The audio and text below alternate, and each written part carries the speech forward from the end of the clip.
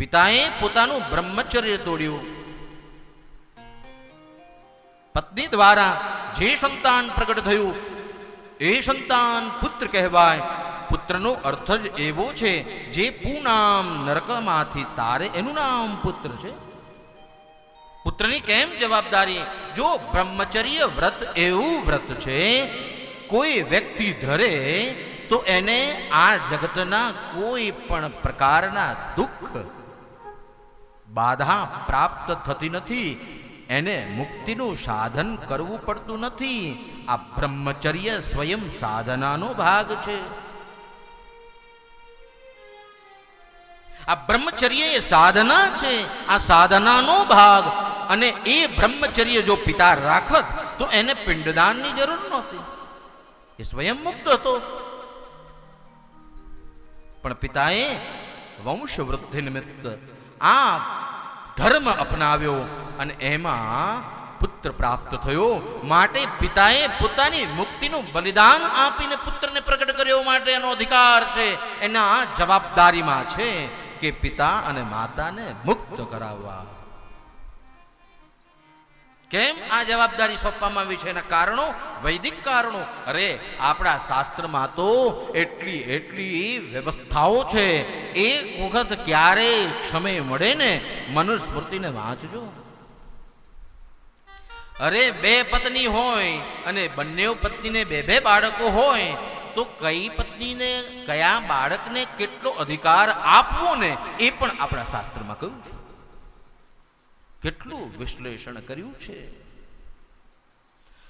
જેને દાય ભાગ કહેવામાં આવે, મનુસ્મૃતિમાં દાય ભાગ નામનો એક અધ્યાય છે, જેમાં કોનો કેટલો અધિકાર. શાસ્ત્ર તો એવું કહે છે, અગર આપ પુત્ર છો, માતા પિતાના વારીસ છો, પણ આપે જો માતા પિતાની સેવા કર્યા વગર એ સંપત્તિ ભોગવીને તો પણ એ સંપત્તિ તમને જીવવા દેતી નથી.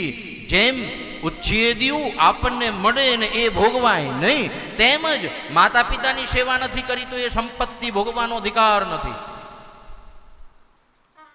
ભલે તમે એના સીધી લીટીના વારસદાર હો, જ્યાં સુધી તમે પરશ્વેદ નથી પાડતા ત્યાં સુધી એ સંપત્તિનો અધિકાર વ્યક્ત કરવો ન જોઈએ.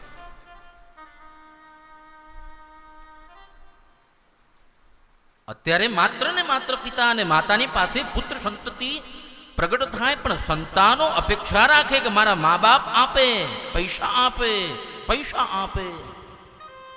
શાસ્ત્ર કહે છે કે પરસેવા પાડ્યા વગરનો રૂપિયો તમે સીધી લીટીના વારસદાર હો ને તો પણ એ તમારો નથી. સાવધાન.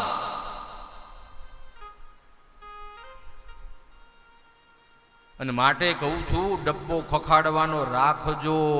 જો એ ડબ્બો નહીં રાખ્યો ને તો તમને મારીએ ચડાઈ દેશે.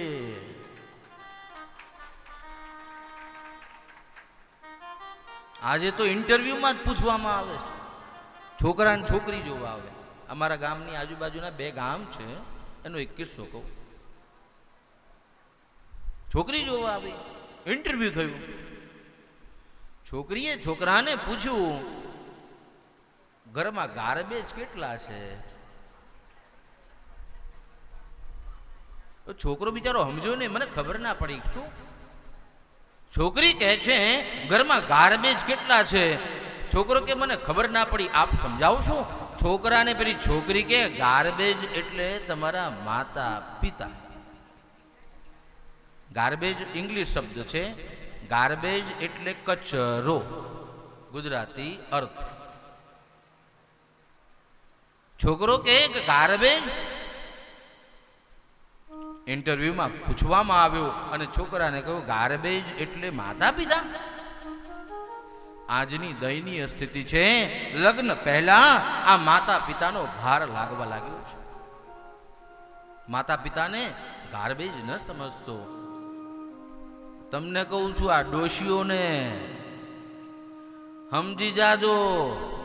તમને શું કહે છે બધા? અરે બોલો તો ખરા. ગાર્બેજ.